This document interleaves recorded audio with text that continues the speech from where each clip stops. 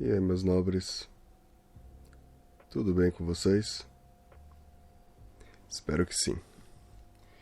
Sejam bem-vindos ao canal Arcênicos. E hoje eu gostaria de falar um pouco sobre a questão da saúde mental. Esse será o segundo episódio desse tema, ao qual eu já falei em algum momento, que eu gosto muito. E eu espero que possa, de uma certa forma, ser de proveito, né, para vocês. Deixa eu só regular aqui o volume, música de fundo. Pronto, acho que agora está melhor. E é isso. No primeiro episódio, no episódio anterior, eu havia falado sobre sinais de uma saúde mental em dia, né? E hoje eu gostaria de falar justamente do oposto.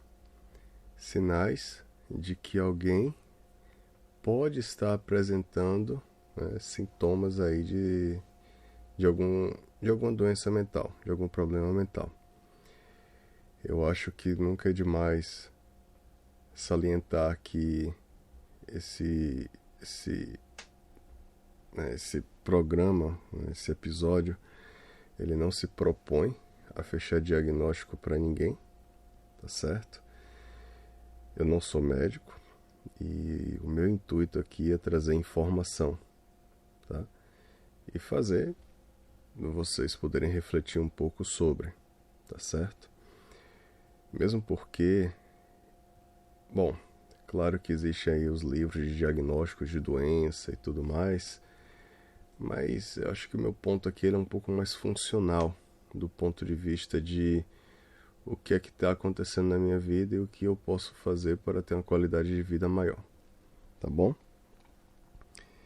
Mas sem demorar muito mais, vamos lá. Eu encontrei um site, vou deixar o link na descrição, tá certo? Um site que fala justamente sobre isso, né? Os sintomas, né? Sinais de que a saúde mental não está muito bem. Tá em inglês, mas aqui a gente vai tentando dar uma traduzida, né? Vamos lá. Sinais de um possível problema mental. Se sentir para baixo ou triste. Existem algumas coisas que acabam sendo assim autoexplicativas, tá? Eu acho que quando se fala de se sentir mal ou triste, de repente esteja se referindo aqui não a necessariamente estar triste por uma situação que aconteceu, ou sei lá, coração partido, uma perda de emprego ou uma não promoção. É claro que tem situações que podem deixar a gente triste, a gente, né, para baixo. Mas aqui eu acredito que ele esteja falando mais do ponto de vista da cronicidade, sabe? Quando a pessoa se percebe assim num nível de tristeza prolongado por muito tempo, né? De forma que até coisas que antes davam prazer acabam não dando mais prazer. Pensamentos confusos ou habilidade reduzida de se concentrar. Novamente, assim, eu acho que eu não vou precisar ficar repetindo isso em todos os pontos aqui que eu falar. Então, assim, já deixemos de antemão esse pré-acordo aí, né? De que aqui está se falando de questões assim que são mais contínuas, que a pessoa já esteja percebendo ao longo aí dos meses ou talvez até dos anos, tá certo? Pensamentos confusos, né? De repente dificuldade de se concentrar, coisas que não fazem muito sentido, quando se percebe que as pessoas em volta não conseguem entender, mesmo quando você está tentando explicar algo simples, né?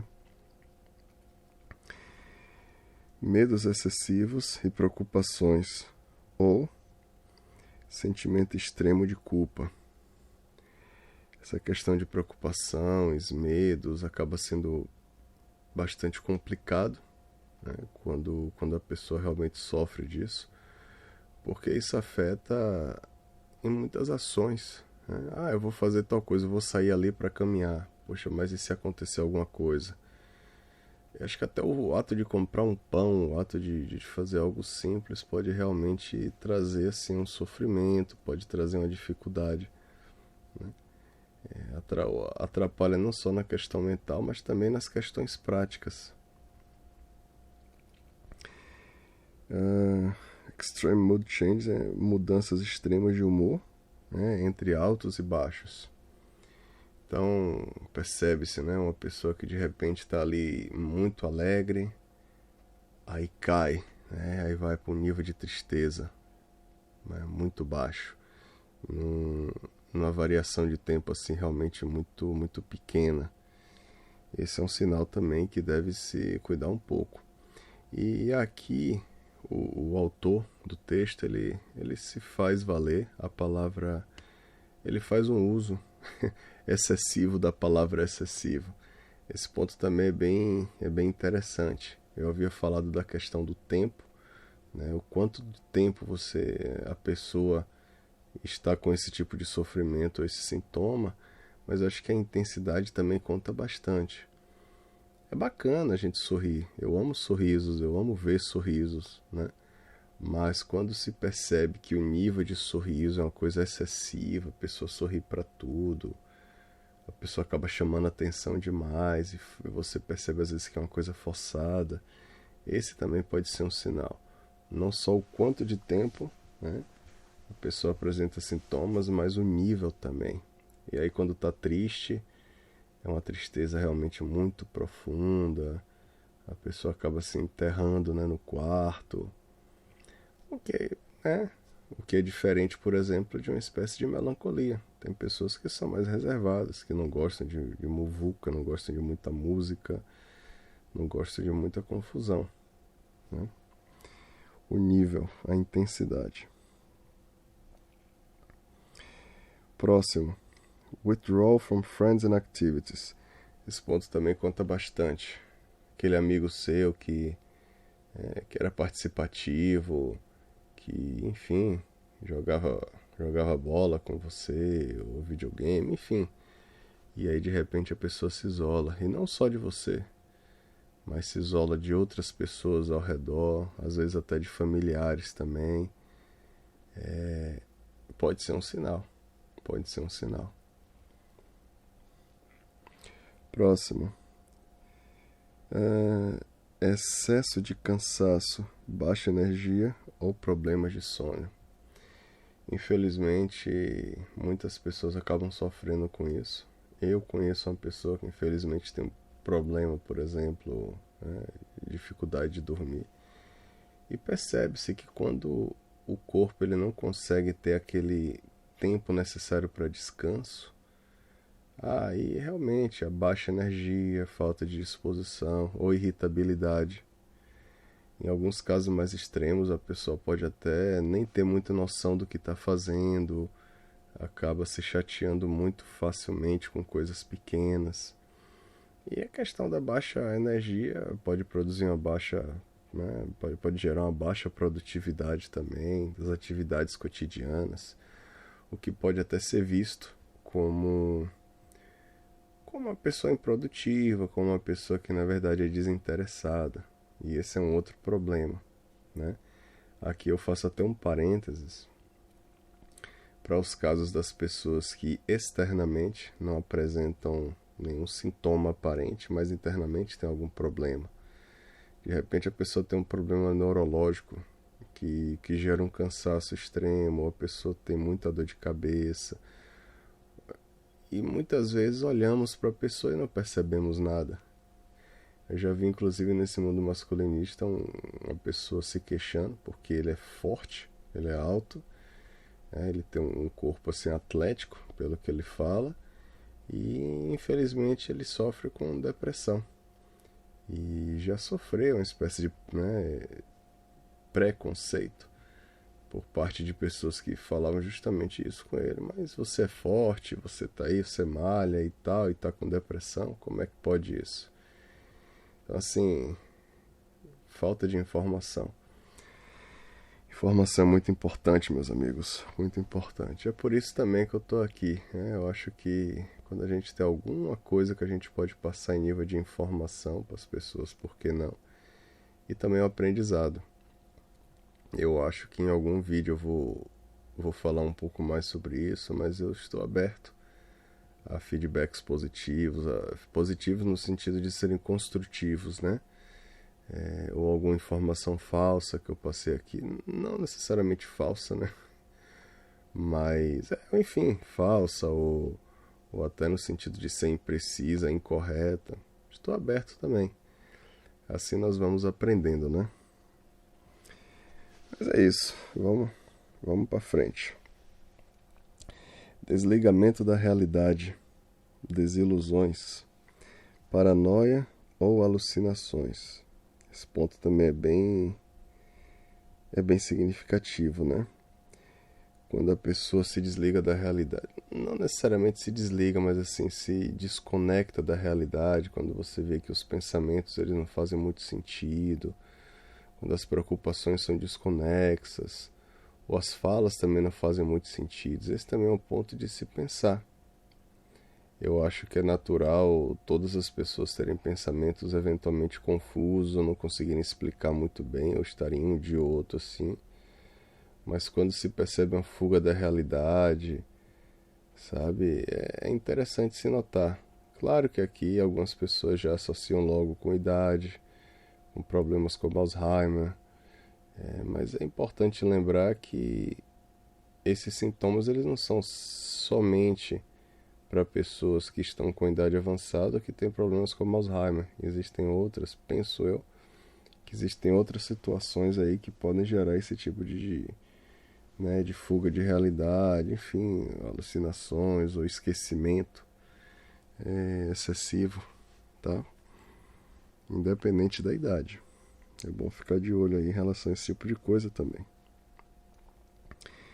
Falta de habilidade de cope.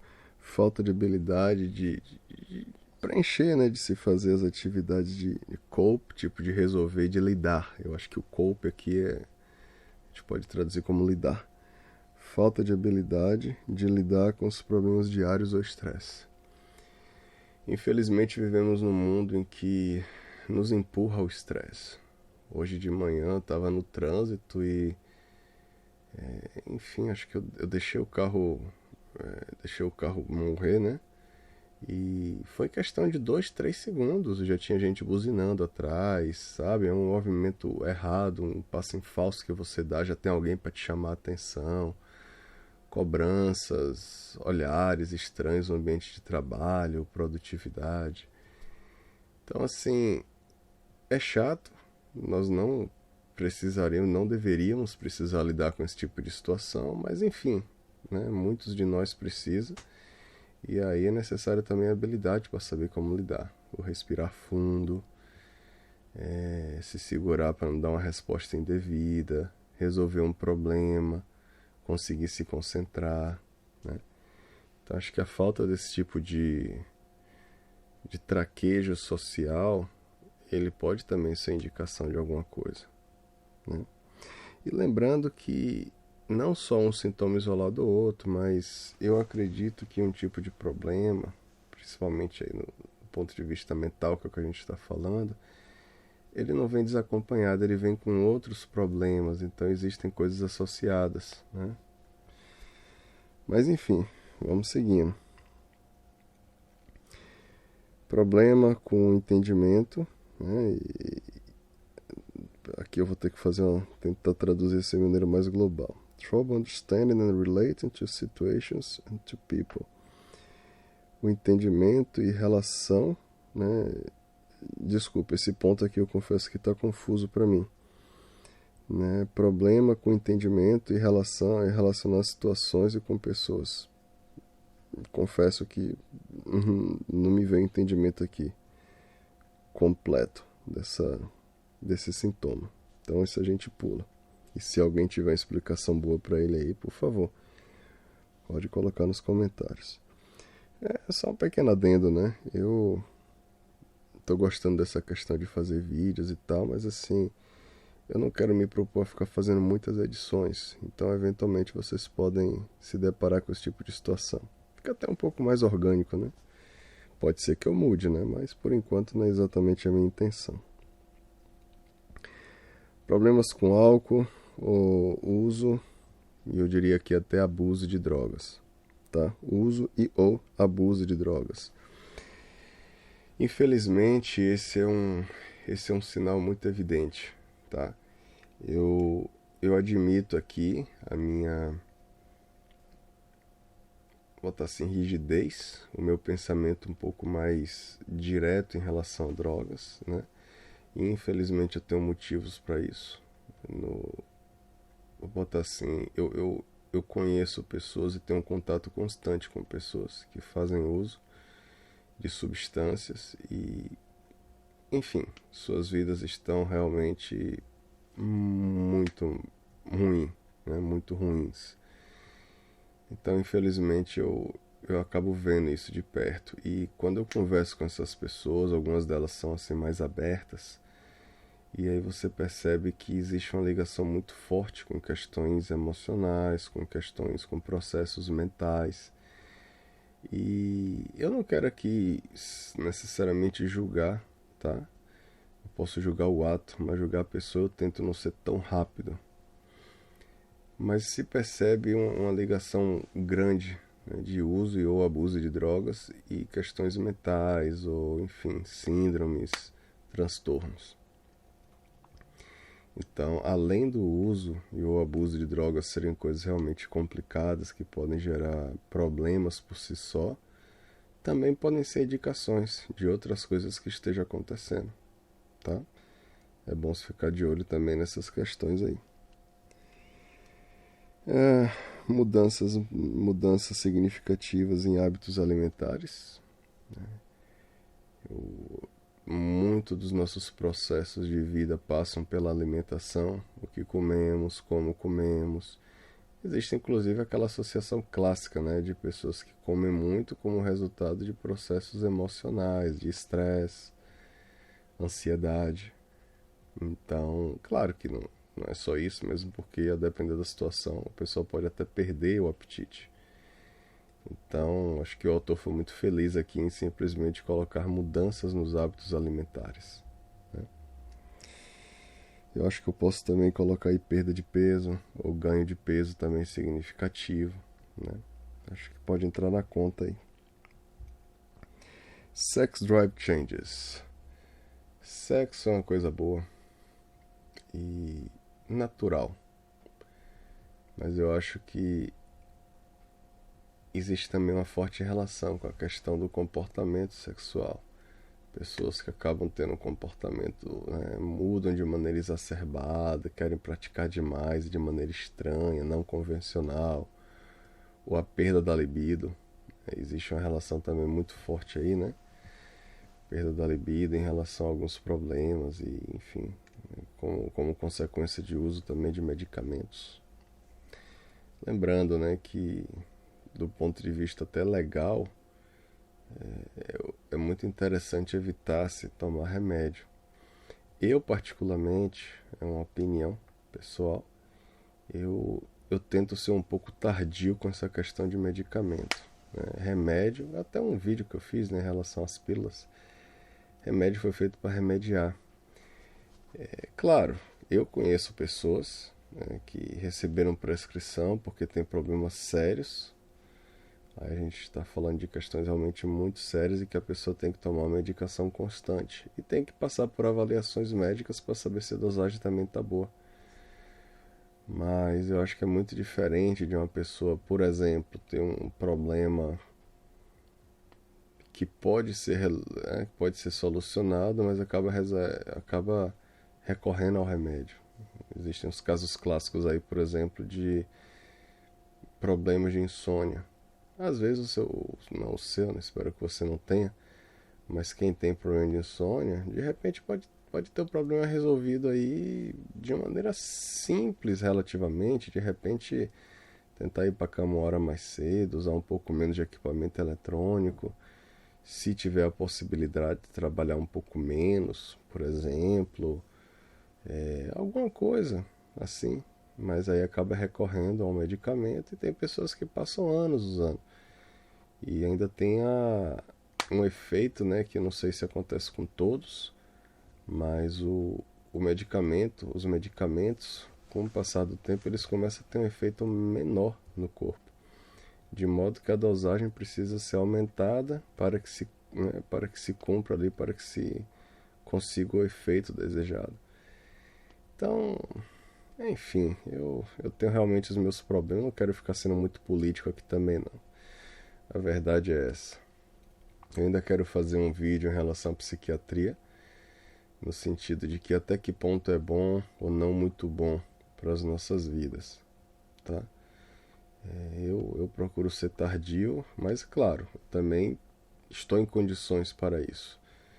Então a pessoa aí que está no tratamento, que está percebendo que encontrou um psiquiatra de respeito, um cara de respeito no sentido que se preocupa com, né, com o paciente, que eles estão lá juntos conseguindo as fórmulas corretas, as dosagens corretas, e a pessoa está percebendo que a vida está tendo a qualidade aumentada, aí tem que se olhar com bastante carinho, né?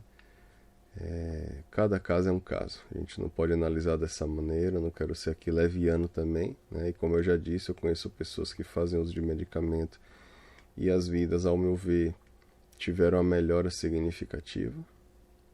Então, acho que sim. Enfim, não quero polemizar muito não. E é isso. Um dos últimos sintomas aqui, né? Raiva excessiva, hostilidade ou violência. E eu coloquei aqui palavras que eu coloquei, né? Eu adicionei, entre parênteses, culpa, ambição, paixão, no caso excessivos. Como eu havia falado no começo, a questão da excessividade já é um sinal por si só. Mas não foi falado aqui em nenhum momento a questão da ambição. Da culpa, eu acho que sim. Eu acho que em algum momento foi falado aqui a questão da culpa, já não lembro. Mas esses sentimentos, eles podem indicar também alguma coisa, né? Mesmo porque se uma pessoa se sente culpada de maneira muito fácil por qualquer coisa, pode também ser facilmente manipulada, pode cair nas garras de uma pessoa inescrupulosa, de um líder, né, de algum grupo de trabalho, de seita, de religião, que acaba se valendo justamente disso. Tem um pastor que há anos atrás falou que medo, culpa ou ganância são 3 sentimentos ou valores que qualquer ser humano acaba caindo, né, em pelo menos um desses 3. Eu acho que é interessante avaliar qual o seu nível de medo, culpa ou ganância, porque são coisas que acabam fazendo parte. Ganância a gente até pode mais ou menos retirar. Ganância no sentido da ambição, eu acho que ainda vale a pena, né? No sentido de você querer atingir um objetivo, mas acho que a ganância por si só não é uma coisa boa. Mas as outras, por exemplo, medo ou culpa, o medo pode ser interessante no sentido de você se proteger, no sentido de você se prevenir de um perigo real.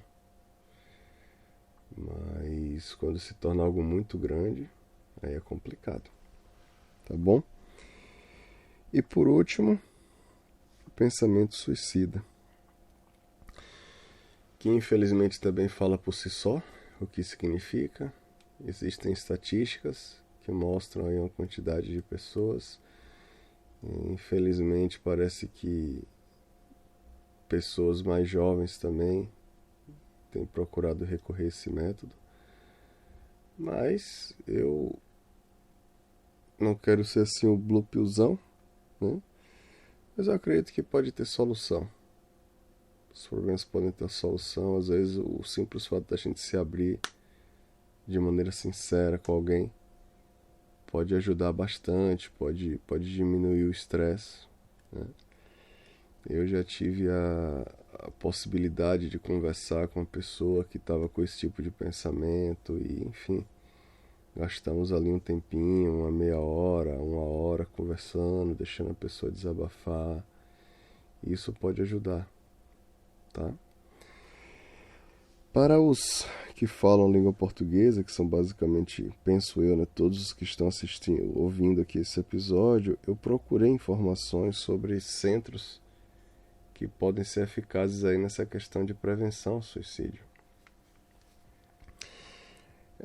Existem aí, salvo engano, entre países e regiões aproximadamente 10 ou 11 no mundo que falam português, mas infelizmente eu só consegui encontrar redes de apoio de prevenção ao suicídio de 3 locais. Então, espero que não, mas caso você esteja se vendo numa situação de ter pensamentos assim, suicidas frequentes e realmente considerando isso, uma coisa mais aguda, eu te recomendo, né, procurar ajuda. Pode ser muito bacana isso, tá certo? No Brasil existe o Centro de Valorização à Vida, né, o qual o número é o 188, o site eu coloquei aqui na frente também. Em Angola, me parece que não tem nada do ponto de vista institucional, assim, governamental, mas parece que existe um grupo que resolveu criar, né, um serviço nesse sentido. Então, eu coloquei também o Facebook, né, facebook.com/prevenir suicídio AO, e o telefone está aqui também, mais 244, né, que é o código da própria Angola, 928-130-967. No caso de Portugal, 213. E existe também, né, tem um site aí que eu coloquei, é portugal.gov.pt, que tem serviços diferentes, né, para diferentes tipos de problemáticas e tal. E é isso. Se você acha que pode ter alguma coisa, ou conhece alguém, ou acha que tem alguma coisa que a gente pode colocar aqui a mais, enfim, algum feedback, estou aqui disponível, né? Pode colocar aí nos comentários, tá certo? No mais, eu espero que vocês estejam bem, e que fiquem bem, e é isso. Que o nosso Pai Celestial abençoe cada um de vocês, tá? E não tem muito mais para falar. Na verdade, só mais uma coisinha simples. Houve 2 vídeos que eu fiz, que eu coloquei, né, que fizemos aí uma oração ao final, mas eu gostaria de te incentivar, caso você não faça, a também desenvolver essa prática, né? Com todo respeito aí a diferentes visões e religiões, mas assim, eu penso, creio e vejo que o nosso Pai Celeste está aí de braços abertos, né? Experimente conversar com ele. Creio que pode te fazer muito bem, tá certo? E é isso aí, meus nobres. Muita paz e até a próxima.